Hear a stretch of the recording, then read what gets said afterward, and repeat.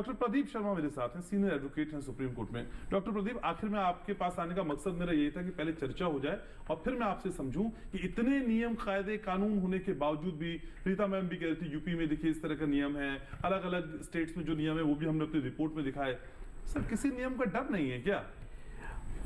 Ghanshyam ji, article 21A अभी amend हुआ है, 21 से 21A आया है। उसमें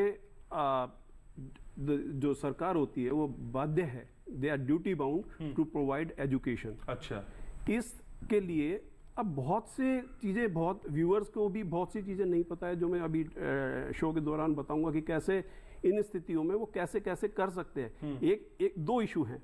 एक तो फीस बढ़ गई और एक उस फीस के स्ट्रक्चर को बढ़ते हुए उनके पास क्या ऐसे अधिकार हैं, कैसी ऐसी उनके पास तरीके हैं जिससे वो स्कूल्स को रिक्वेस्ट करके अपनी फीस के स्ट्रक्चर को कम करा सकते हैं। रिक्वेस्ट हो सकती है सर आपको? बिल्कुल हो सकती है। अच्छा, थोड़ा सा बेसिकली क्या है, अभी लेटेस्ट एक एग्जांपल जो मेरी नॉलेज में है, हाई कोर्ट में अभी मई फर्स्ट वीक ऑफ मई में एक ऑर्डर आया जिसका टाइटल था action committee private unaided recognised private schools versus department of education.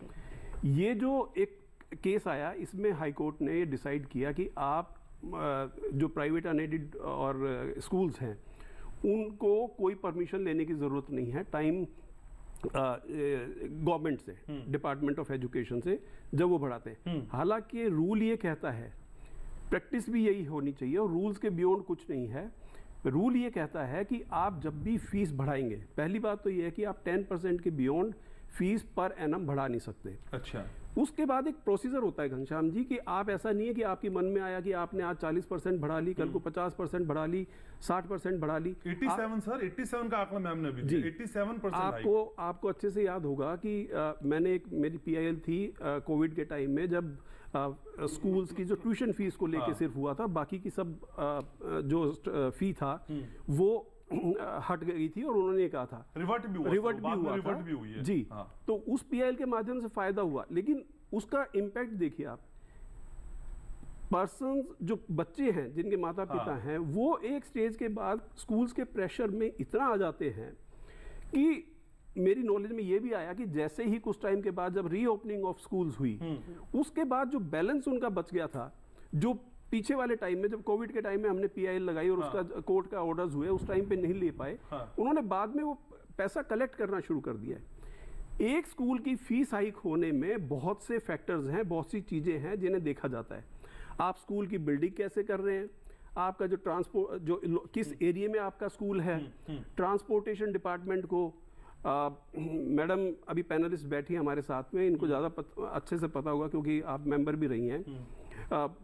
एक कमेटी बनती है पूरी 4-5 लोगों की और उसमें फैक्टर्स होते हैं। फैक्टर्स को ध्यान में रखते हुए आप अल्टीमेटली बढ़ा पा सकते हैं कि मैक्सिमम, लेकिन उसमें भी ये रूल्स एंड रेगुलेशंस हैं गवर्नमेंट की तरफ से जो अनदेखी करी जा सकती है, कर रहे हैं कि आप मैक्सिमम 10% से ज़्यादा पर ईयर फीस नहीं बढ़ा सकते। सर, मुझे ब्रेक पे जाना है, लेकिन एक छोटा सा जवाब, ये प्राइवेट स्कूल किसी भी नियम से क्यों नहीं डरते हैं? छोटा सा जवाब। उसके 2 कारण हैं।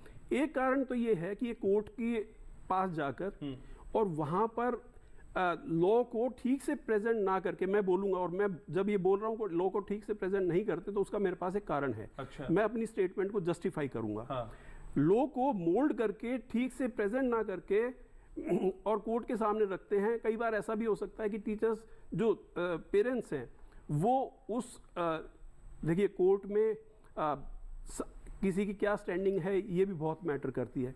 कोई किस तरह के, पेरेंट्स को एक्चुअली ये भी नहीं पता होता था कि किस तरह के पर्टिकुलर सब्जेक्ट के ऊपर किस पर्टिकुलर एक एडवोकेट को एंगेज करें आप। ये सब बातें भी हैं। ठीक है सर, तो फिर बढ़ता हुआ प्रेशर, फीस का बढ़ता हुआ दबाव, और फिर पेरेंट्स ये सीखे कि कोर्ट में कैसे स्टैंड करना है, किसे हायर करना है, यानी बच्चों को भी पढ़ाए और कानून की पढ़ाई भी पढ़े।